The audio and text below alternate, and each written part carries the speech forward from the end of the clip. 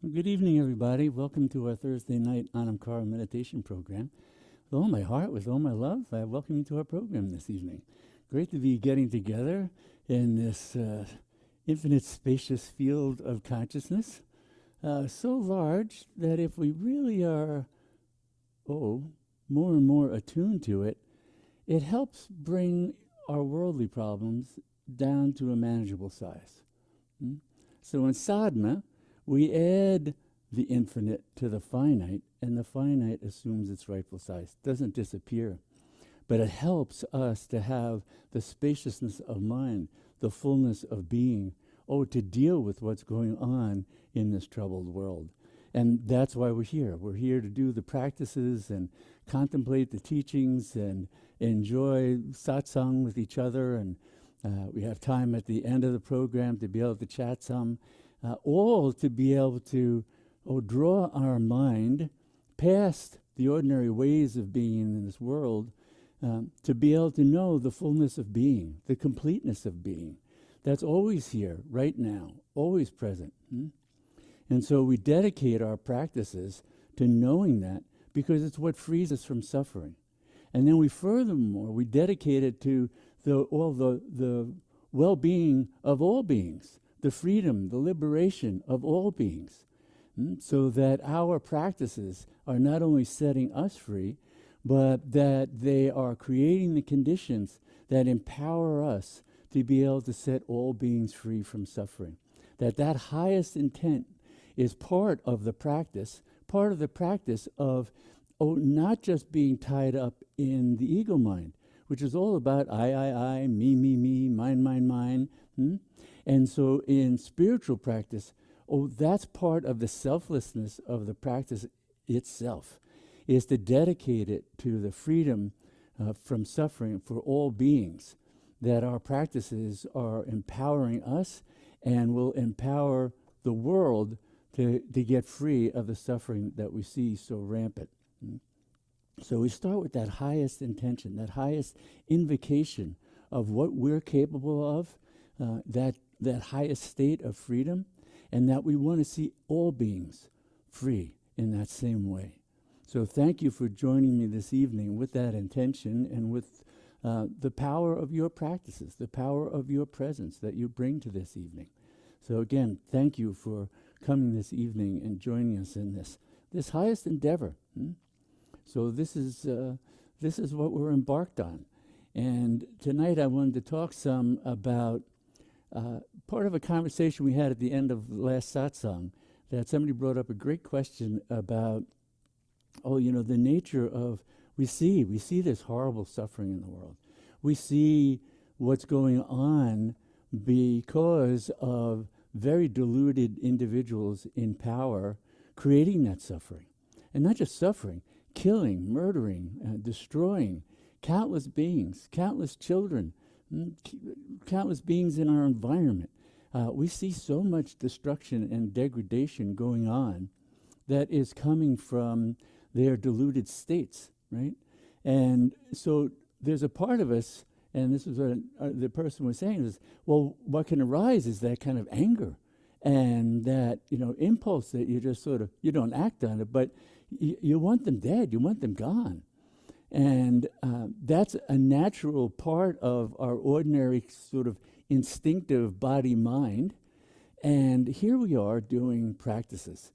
We're doing practices from the yoga tradition, the wisdom tradition, the non-dual traditions, the Buddhist traditions, because they share the same view of what that pinnacle of experience and attainment can be for each and every one of us. They affirm the living presence of the infinite within and as the source of each and every one of us. So we take a radically different view of then how to deal with these kinds of circumstances in the world. And part of it I wanted to talk about this evening comes out of the Bhagavad Gita. And, to set the background, the Bhagavad Gita is a sacred text from the Hindu tradition, and it's a chapter in a larger work called the Mahabharata. Mahabharata is the longest epic poem in human literature. And the Bhagavad Gita is one chapter. And in that one chapter, there are 18 chapters. And in that, it's a dialogue with the embodiment of the divine, known as Lord Krishna.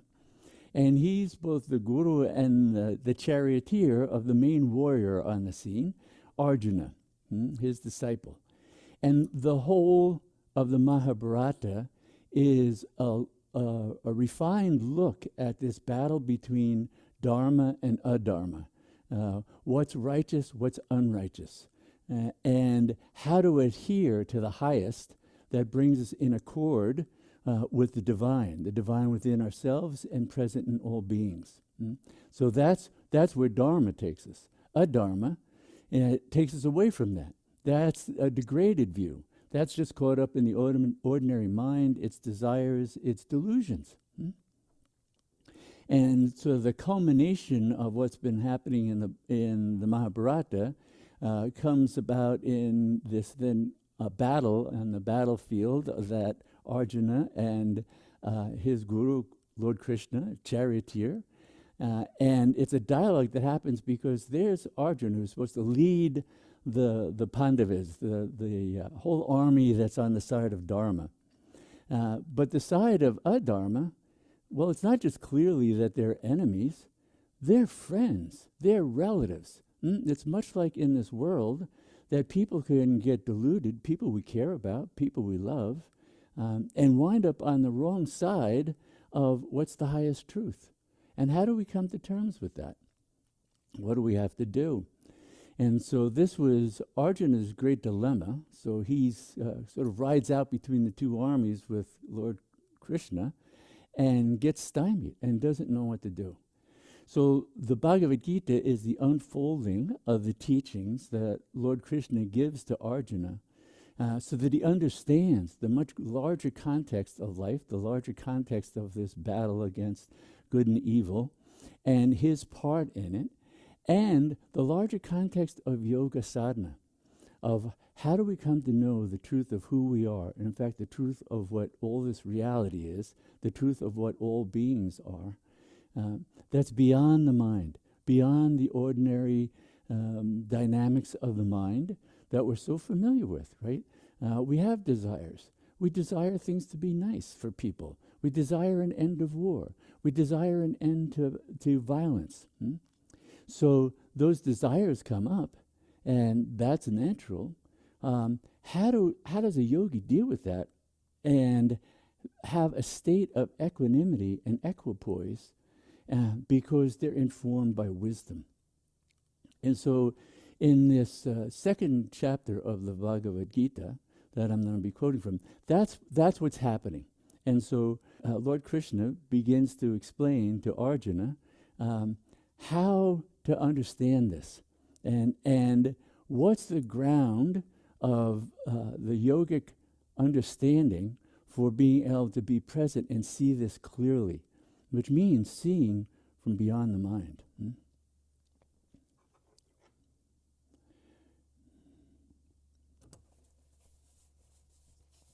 So here Lord Krishna says to Arjuna, and he's talking about what it takes to get into this state. And he says, having brought all the senses under control. So that's one of the conditions. How do we control our senses? Well, that's yoga. That's being able to control the senses, control the mind, be able to quiet things. Having brought all the senses under control, he should remain firm in yoga. Yoga, union, right? Yoga. Remain firm in yoga, intent on me. So this is the infinite, the divine, embodied as Lord Krishna, but he's talking about the infinite divine. So remain focused on that. Well, we know to remain focused, we have to have the mind and the senses under control, because if we don't have them under control, the mind is just going after all the senses.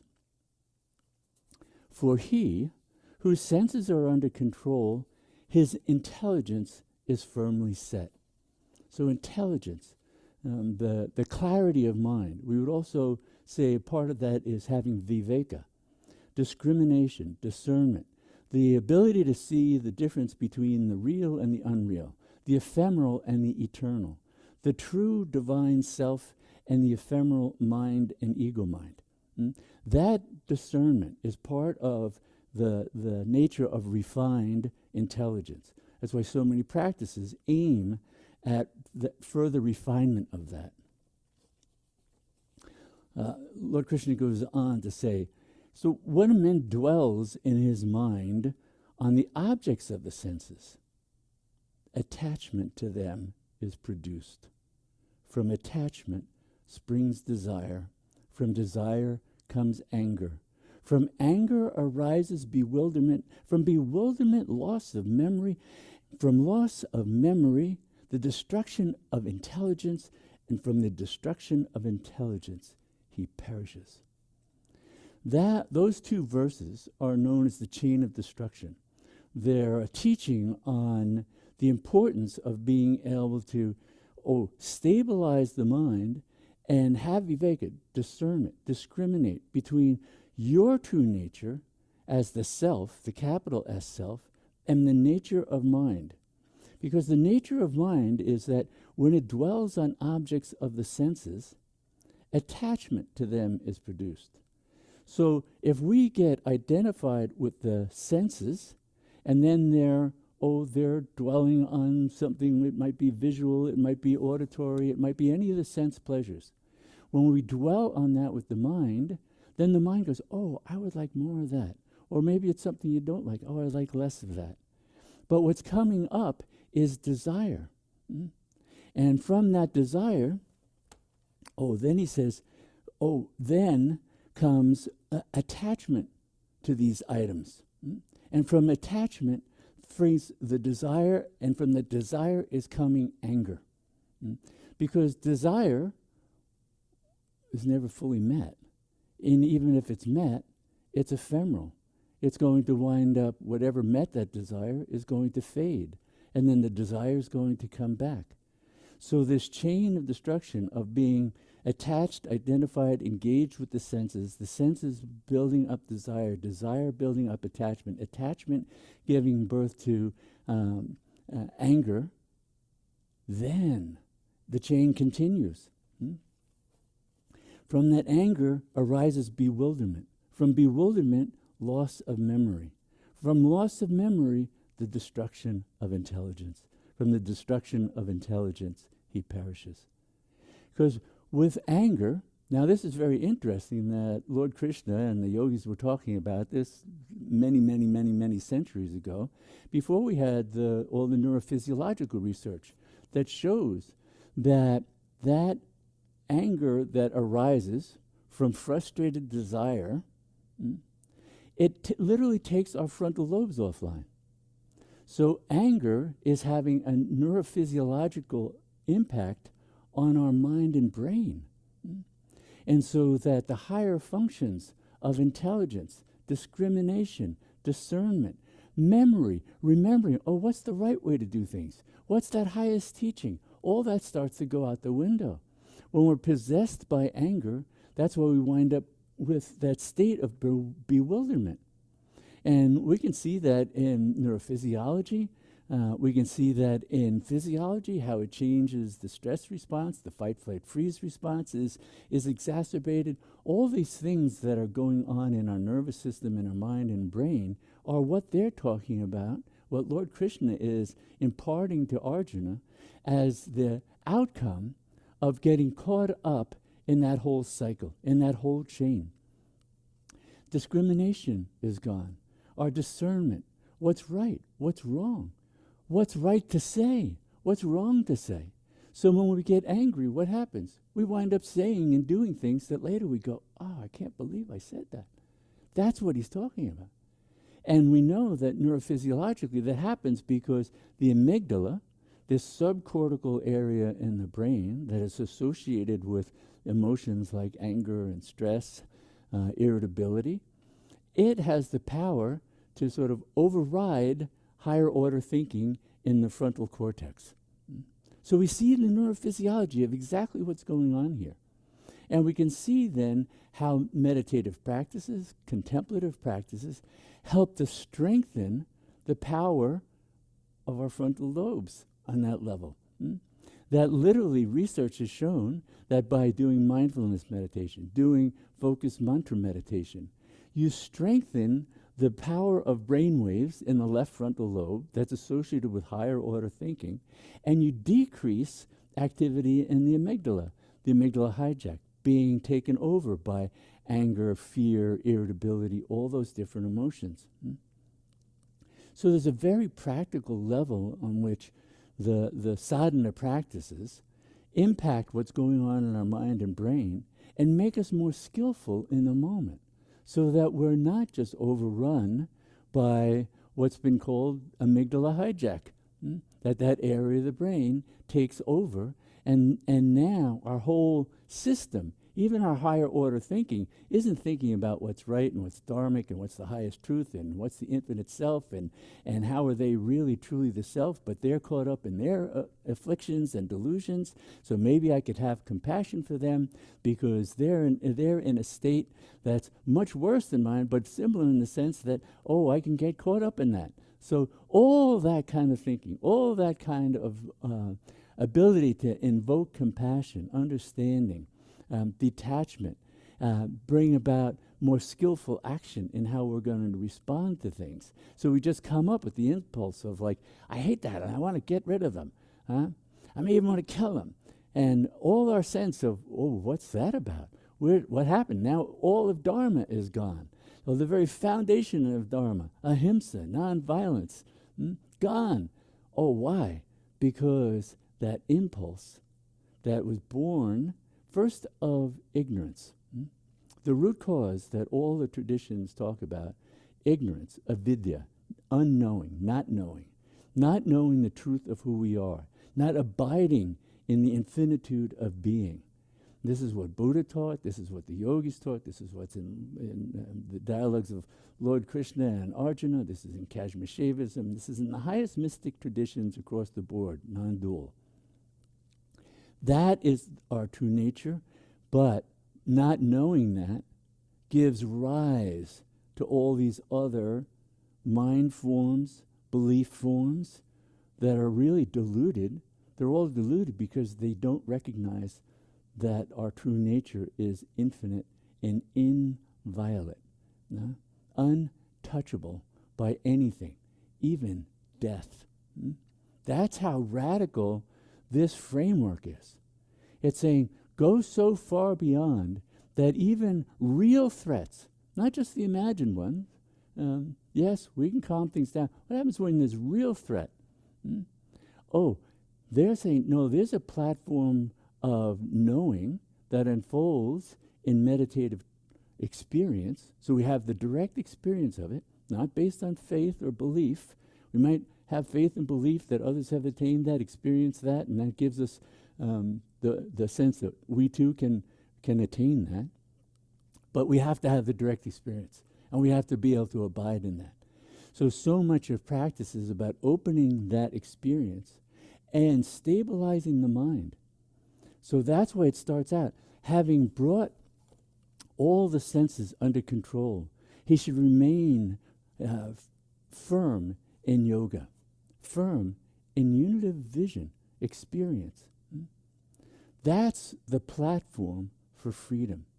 So the radical states of freedom that yoga and meditative traditions, Buddhist traditions are talking about have to do with what empowers us that's beyond the mind, comes from beyond the mind, allows us to know the fullness of being, of who we are beyond the mind, so that we can then bring that wisdom, that clarity, into the sphere, the domain of the mind, body, and this world.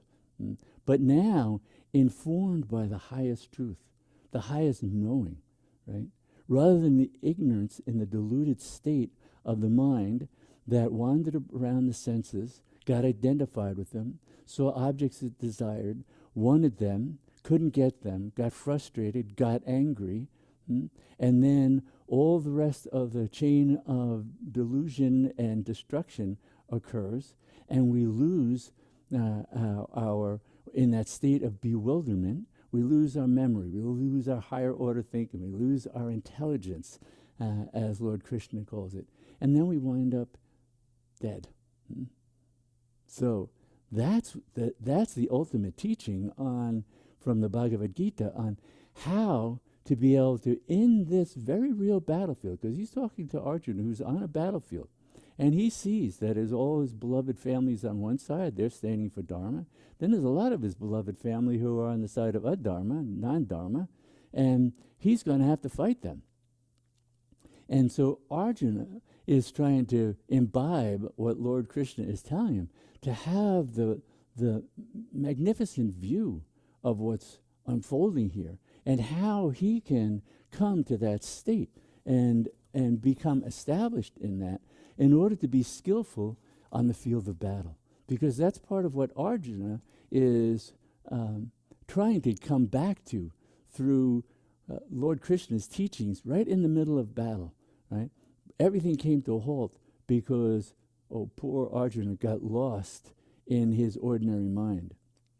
Well, Lord Krishna goes on, and he says, "But a man of disciplined mind who moves among the objects of sense, with the senses under control and free from attachment and aversion," free from the pairs of opposites, right, that so drive the mind one way or another, free from attachment and aversion, he attains purity of spirit.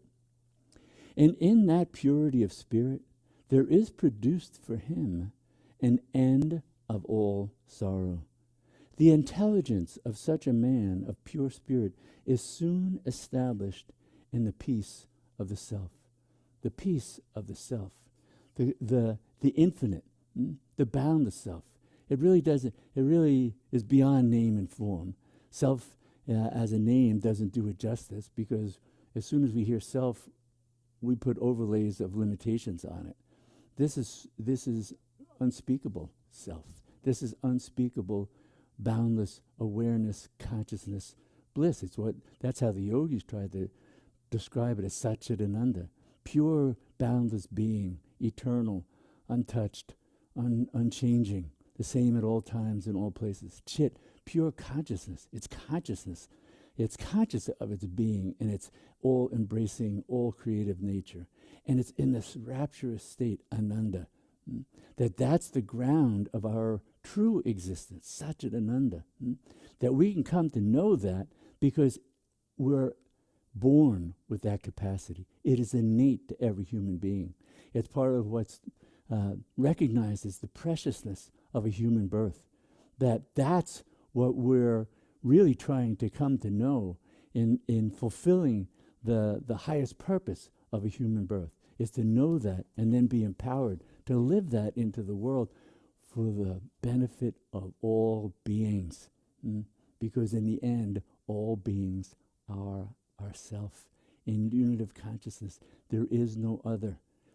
We don't want anyone suffering. It's our own self that's suffering. For the uncontrolled, there is no intelligence. The viveka is gone, the discernment, the discrimination. Nor for the uncontrolled is there the power of concentration. But concentration is what steadies the mind. Think of concentration. It's the ability to stay focused on one thing. Anything else that's distracting, you don't attend to it. Anything else in the mind, anything else in the environment, anything anywhere, you're one-pointed.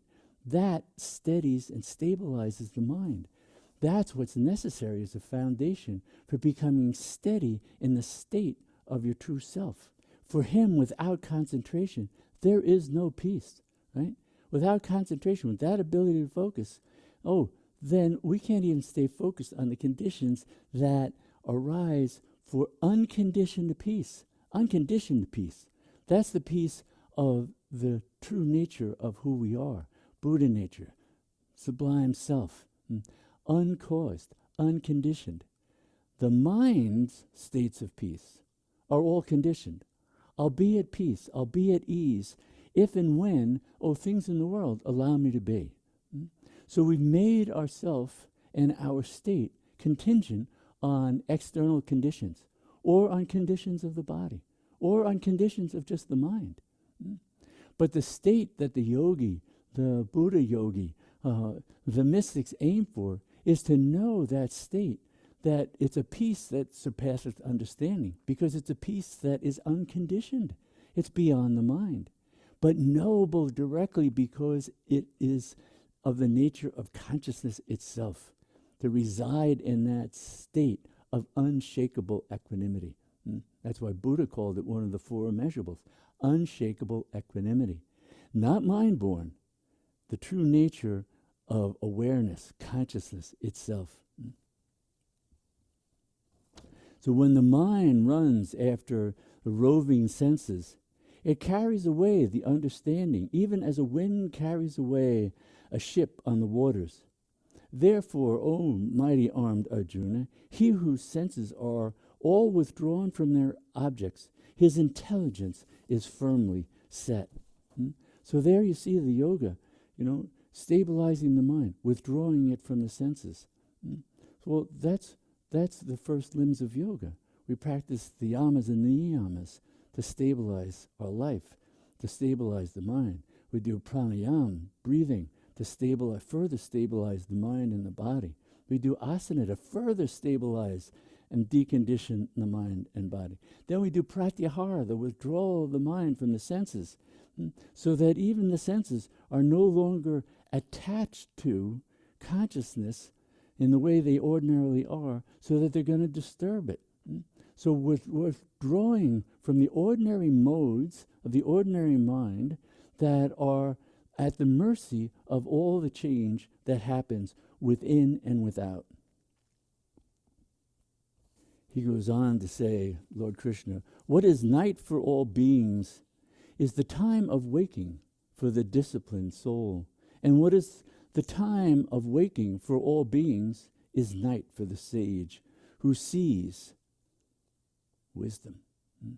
What he's really saying is about, in ordinary waking state, we're fully engaged with the senses.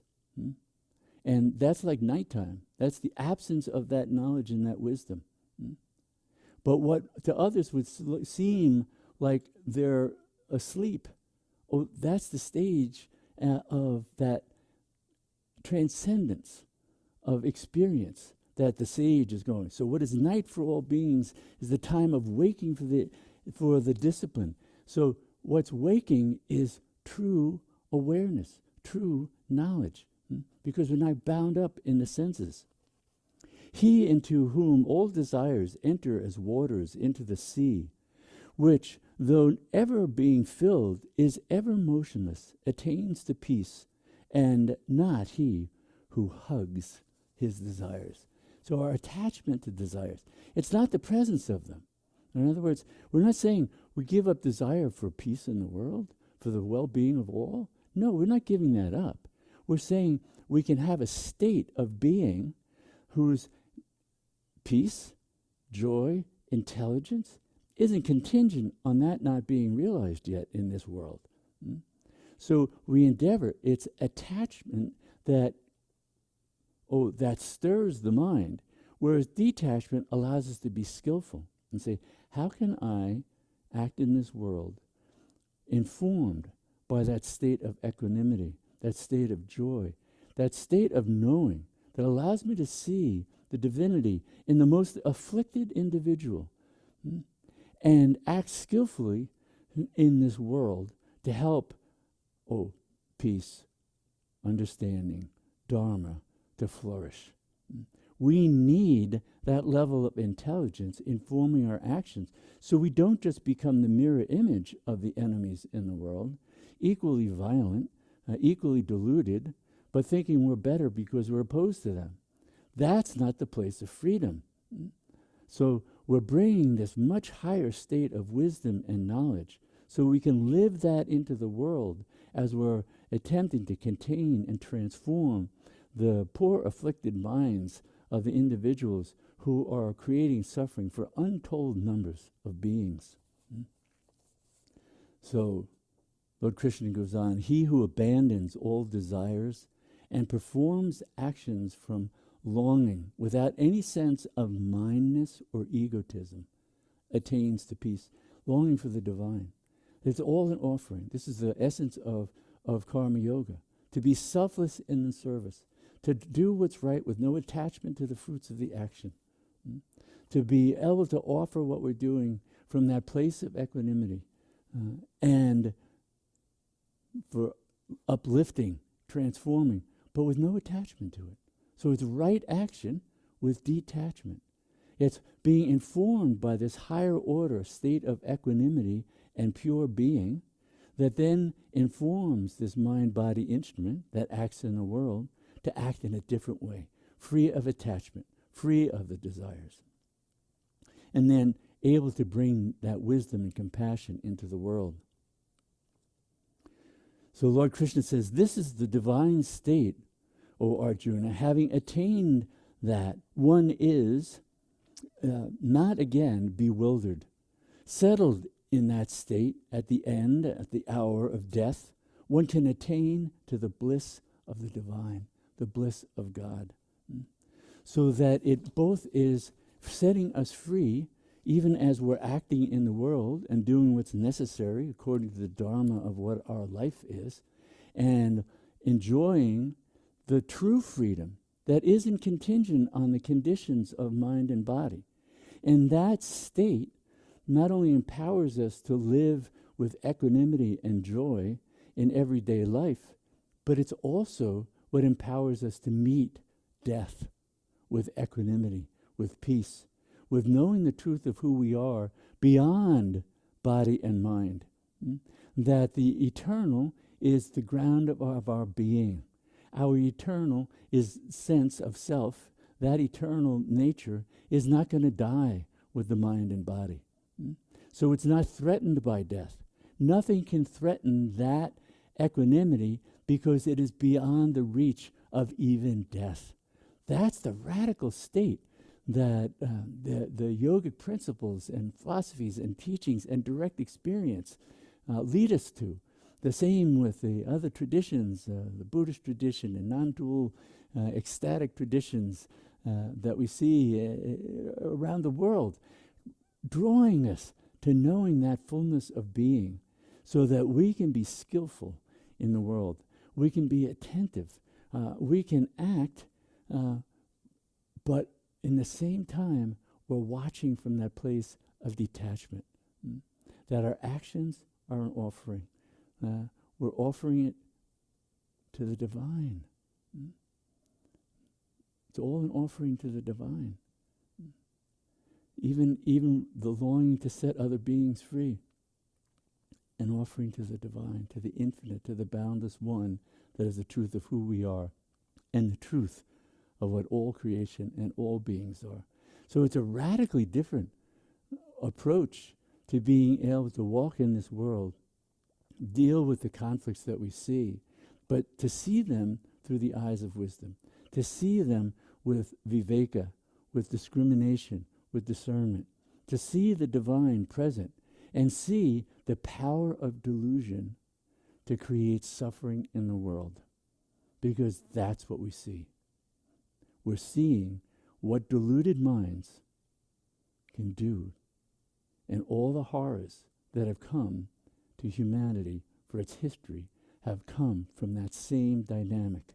Not knowing the truth of who one is, feeling the lack, the wants, everything, the desires, then feeling like you have to go after it regardless of what you're going to steal from somebody else, oppress somebody else, dominate, exploit, control somebody else. That's what's been driving these dynamics for thousands and thousands of years. And that's what yoga, that's what Buddhist thought and practice all aims at, destroying the very root of suffering. The suffering that we experience for ourselves and the suffering we inflict on others if we don't know the truth of who we are.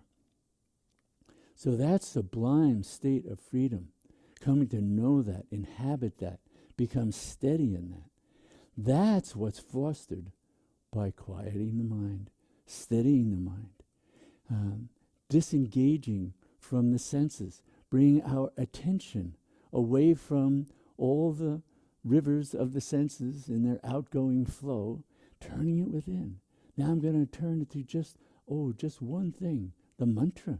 Om Namah Shivaya. Om Namah Shivaya. A throb of that infinite consciousness. So now we're practicing concentration. We're stabilizing the mind. We're also contemplating, I bow to myself, my true self. We're bringing the ego mind into right relationship with the infinite, your own self, the divine, Shiva. That just means the auspicious one. Has no particular name or face. That's the auspicious one. We can give it a name in this archetypal forms of that, but it's beyond all of those. So we're steadying the mind. We're bringing it into right relationship with our highest self. That's the relationship of I bow to that. Means I surrender. I will obey that, not the vagaries of the mind, not mind-born desires, not mind-born ignorance, not mind-born delusions. I'm going to stay steady with what is born of the infinite, the wisdom, the compassion, the four immeasurables that Buddha talked about. The boundless wisdom, the boundless compassion, right? The boundless loving rapturous joy, the boundless unshakable equanimity.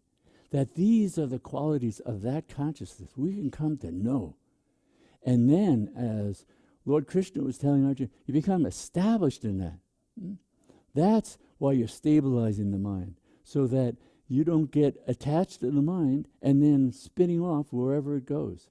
So it's both stabilizing the mind and cutting through attachment, ignorance, desire.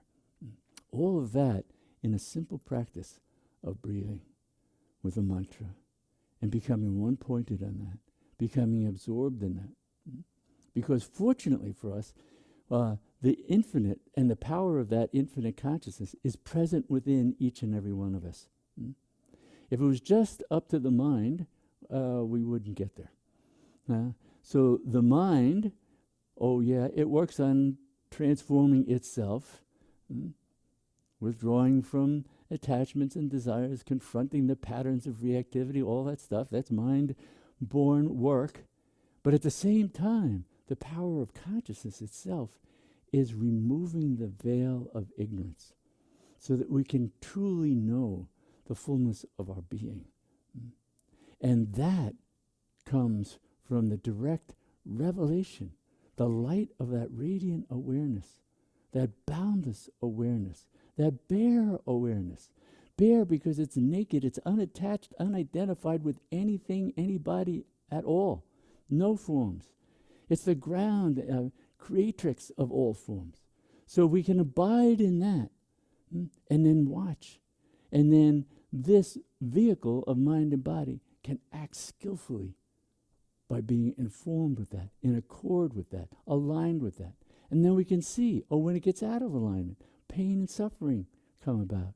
We lose it, right? We get triggered. We have different words of being able to describe that.